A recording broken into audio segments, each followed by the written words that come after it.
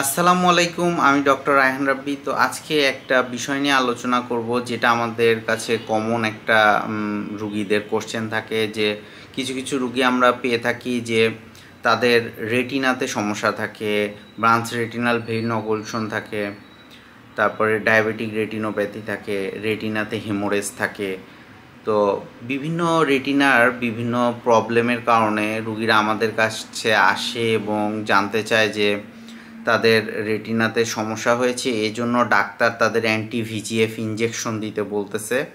তো এই anti VGF ইঞ্জেকশনটা দিলে এর কোনো সাইড ইফেক্ট আছে কি না, এটার রেজাল্ট কীরকম, দাম কত, এই বিষয়গুলো অনেক রুগীরা আমাদের কাছে জানতে চায়। তো আজকে এই বিষয়টি নিয়ে আলোচনা করব যে ইন্ট্রাভিট্রিয়াল ইঞ্জেকশনটা কি এবং এটার সাইড ইফেক্ট আছে কি না, এটা কী জন্য ব্যবহৃত হয়।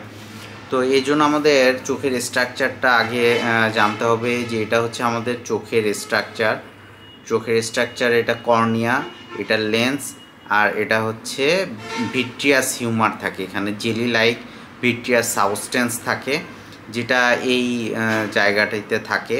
এই জায়গাটিতে একটা ইঞ্জেকশন দেওয়া হয়, সেটাকে ইন্ট্রাভিট্রিয়াল ইঞ্জেকশন বলে। অ্যাকুয়াস হিউমার, যেটা আমাদের চোখে জলীয় পদার্থ, তরল পদার্থ, আর এখানে থাকে ভিট্রিয়াস হিউমার। তো ইন্ট্রাভিট্রিয়াল ইঞ্জেকশন মূলত এই জায়গাটিকে টার্গেট করে দেওয়া হয়। আর এটা হচ্ছে আমাদের রেটিনা, হলুদ যে অংশটি দেখা যাচ্ছে এটা হচ্ছে রেটিনা। তো রেটিনাতে বিভিন্ন রকম ডিজিজ হয়, যেমন ডায়াবেটিক্সের কারণে ডায়াবেটিক রেটিনোপ্যাথি হইতে পারে, সিআরভিও হইতে পারে, বিআরভিও হইতে পারে, তারপরে ম্যাকুলাতে ইডিমা হইতে পারে, ম্যাকুলাতে ডিস্ট্রফি হতে পারে, বিভিন্ন চেঞ্জ হতে পারে এই রেটিনাতে। রেটিনা এমন একটি পর্দা যার মাধ্যমে আমরা দেখতে পাই।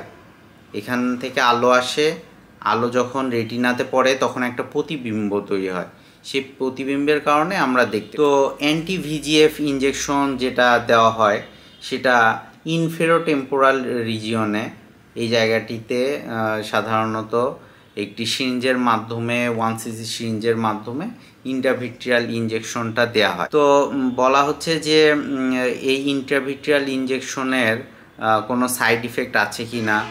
তো আমি যতটুক যারা ইন্ট্রাভিট্রিয়াল ইঞ্জেকশন দিয়ে থাকে তাদের কাছ থেকে যতদূর শুনেছি, যে অনেকেই বলেছে যে তাদের 10 বছর বা 15 বছরের প্র্যাকটিসে তারা তেমন কোনো সাইড ইফেক্ট পায় নাই এই ইঞ্জেকশনটি। তো মোটামুটি বলা যায় যে এটি সেফ একটা procedure. Intravitreal injection maximum Avastin দেওয়া হয়। তো অনেক রুগী জানতে চায় যে এটার ডোজ কীরকম, এটা কতদিন ফলো আপে থাকতে হয়। তো মোটামুটি যদি আপনি ইন্ট্রাভিট্রিয়াল ইঞ্জেকশন দিতে চান তাহলে আপনাকে 3টা ফলো আপে মোটামুটি থাকতেই হবে।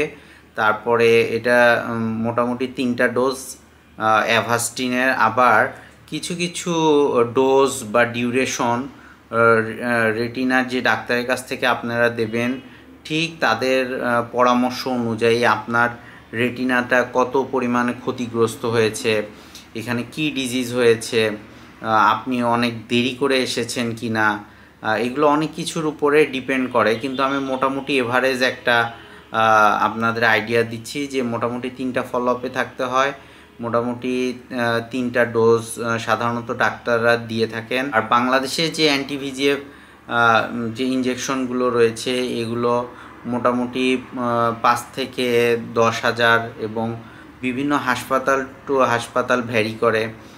এর প্রাইসটা আপ ডাউন বা বেশি কম হতে পারে, এটা হাসপাতালের ধরনের উপর নির্ভর করে, এবং ঢাকায় একরকম, ঢাকার বাইরে হয়তো একরকম পড়ে। তবে ম্যাক্সিমাম অ্যান্টিভিজিএফ ইঞ্জেকশন যেগুলো রয়েছে এগুলো আমাদের সেন্টার ঢাকাতেই দেওয়া হয়। তো খরণ হইতে পারে, এর পরিমাণ কম আছে না বেশি আছে, এর উপরে নির্ভর করে এটার প্রগনোসিস বা রুগী ইঞ্জেকশন দেওয়ার পরে কতটুকু দেখতে পাবে এটার উপরে নির্ভর করে।